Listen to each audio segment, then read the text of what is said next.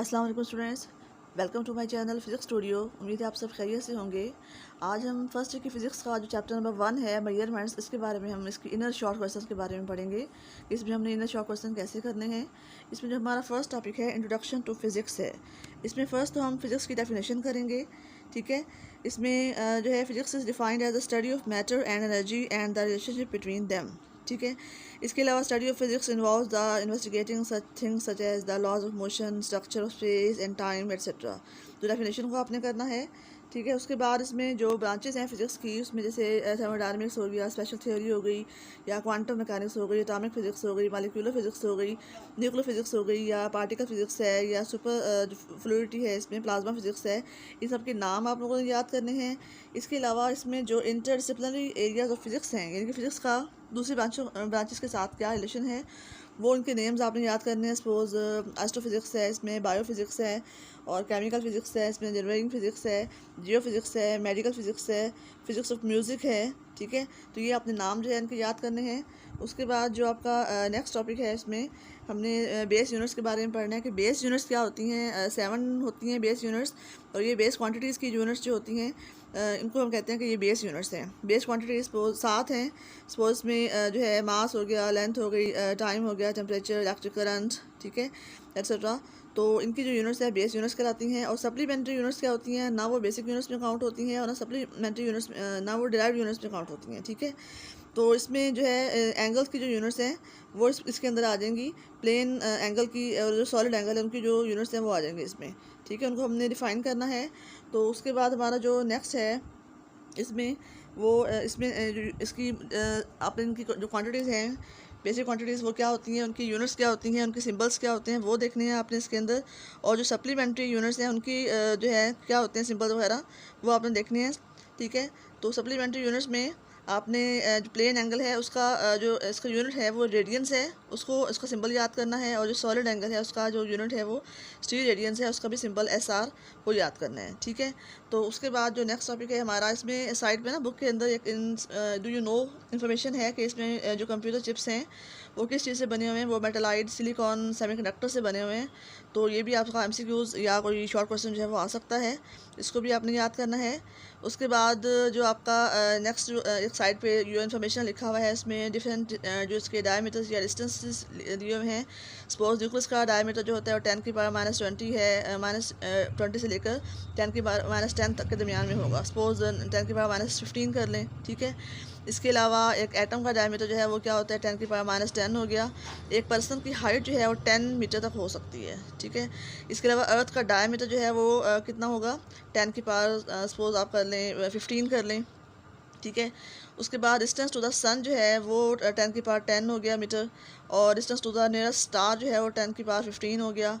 Diameter of the Milky Way galaxy 10 की power 20 हो गया। Distance to the nearest galaxy जो है वो 10 की पावर 30। तो ये कुछ डिस्टेंसेज जो है इनमें से भी कोई MCQ वगैरह आ सकता है, इनको भी आप देख लीजिएगा। उसके बाद जो फिजिकल क्वांटिटीज़ होती क्या हैं, फिजिकल क्वांटिटीज़ जिनको हम मेजर कर सकते हैं that are called physical quantities. ये 2 टाइप्स की होती हैं, बेस क्वांटिटीज़ हैं और डिराइव्ड क्वांटिटीज़ हैं। डिराइव क्वांटिटीज़ वो होती हैं जिनको हम बेस क्वांटिटी से डिराइव करते हैं, ठीक है। जैसे वेलोसिटी हो गया, एक्सेलरेशन हो गया, फोर्स हो गया, एट्सेट्रा। और base quantities that are not derived from any quantities, ठीक है। ये आपने इसकी डेफिनेशन देख लेनी है। उसके बाद जो इसका नेक्स्ट है, आपने रेडियन की डेफिनेशन जो है वो तैयार करनी है कि अगर एक सर्कल है और उसके अंदर 2 रेडियाई हम ले रहे हैं, उनके दरमियान जो एक आर्क होगी, तो उस आर्क की जो लेंथ है वो सर्कल के रेडियस के इक्वल होगी। तो उस आर्क का जो सेंटर पे एंगल बन रहा होगा वो 1 रेडियन होगा। सिमिलरली जो स्टील रेडियन है, इसमें क्या है कि ये सॉलिड एंगल है और ये 3 डायमेंशनल एंगल है। और ये जैसे स्फेयर होता है, तो स्फेयर के हमने उसका जो अपर जो सरफेस है उसका हमने थोड़ा सा पैच लेना है। उस पैच का जो एरिया है वो सफ़ेयर के रेडियस के स्क्वायर के इक्वल होगा। तो फिर वो पैच जो उस सफ़ेयर के सेंटर पे एरिया बना रहा होगा वो स्टील रेडियन होगा, ठीक है। फिर आपने डिराइव्ड यूनिट्स जो हैं different forces, work, power, pressure, electric charge वगैरह, उनके अपने यूनिट्स, उनके सिंबल्स वगैरह वो आपने याद करने हैं।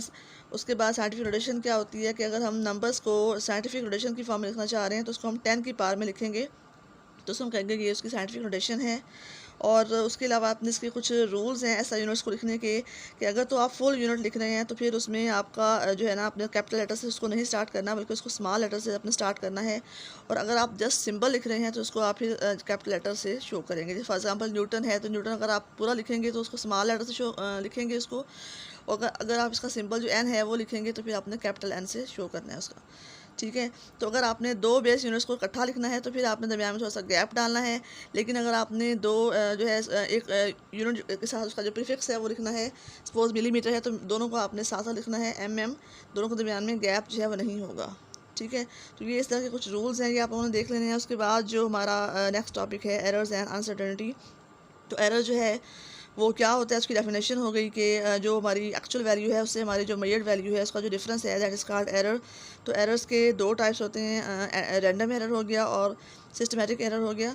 तो रैंडम एरर ये है कि अगर हम उन मेजरमेंट्स की जो है कोई भी हम मेजरमेंट लेना चाह रहे हैं तो उस एक चीज़ की हम मेजरमेंट बार बार लेते हैं तो उसमें हमारी थोड़ा बहुत फ़र्क आ रहा है, डिफरेंट वैल्यूज़ आ रही हैं, तो वो रैंडम एरर होता है। इसमें हम क्या करते हैं, इसको दूर करने के लिए हम उसका उन तमाम मेजरमेंट्स का एवरेज ले लेते हैं, ठीक है।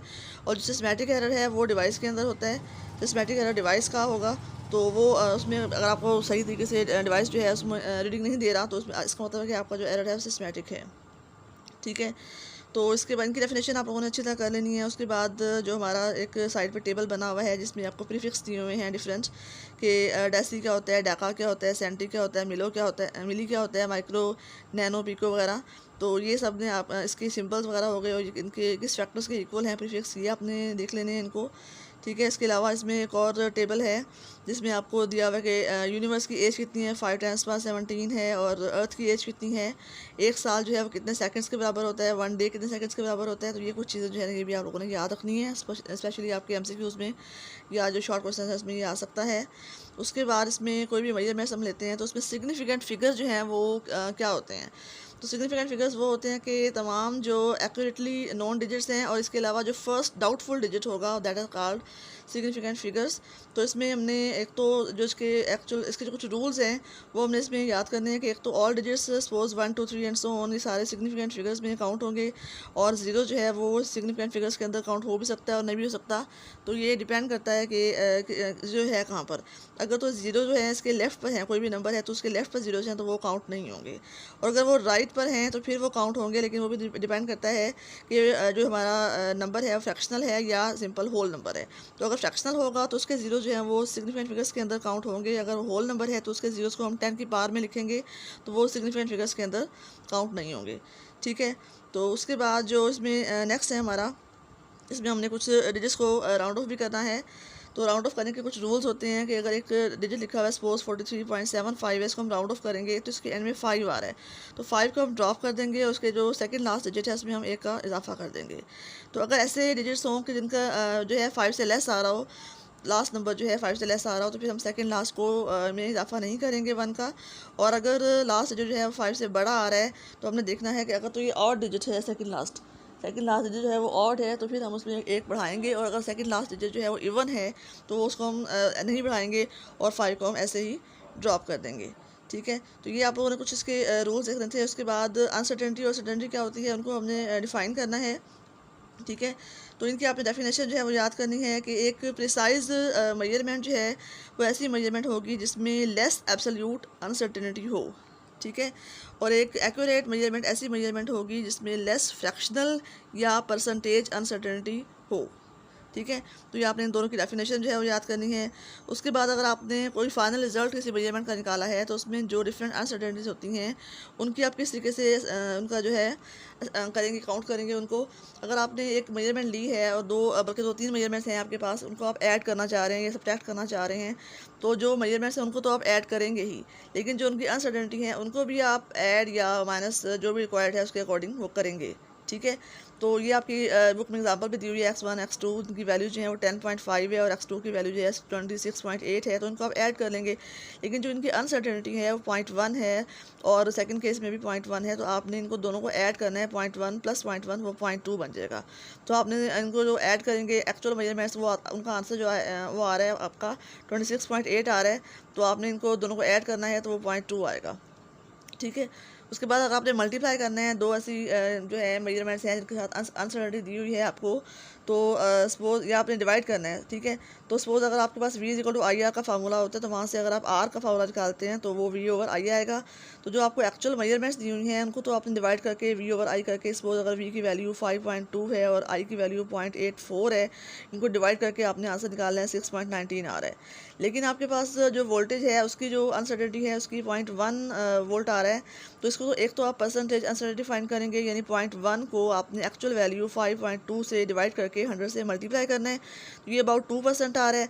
और जो करंट की अनसर्टेनिटी है उसका आपने 0.05 है, उसको आपने एक्चुअल वैल्यू 0.84 पे डिवाइड करना है, तो उसको आपका जो आंसर आ रहा है वो कितना आ रहा है 6% को, तो वो 8% आएगा। तो आपका जो आंसर है आर की जो वैल्यू आ रही है जब आपने वी को और आई को डिवाइड किया था 6.19, उसके साथ आपने 8% को साथ मेंशन करना है कि इसकी जो परसेंटेज अनसर्टेनिटी है वो 8% है। इस तरीके से आप उनको लेंगे। अगर आप पावर फैक्टर की बात करते हैं, यानी आपके पास कोई ऐसा फार्मूला है जिसके अंदर पावर यूज़ हो रही है, सपोज आपके पास जो वॉल्यूम आपने फाइंड करना है किसी भी स्फीयर का, तो उसका जो फार्मूला है वो 4/3 पाई आर क्यूब है।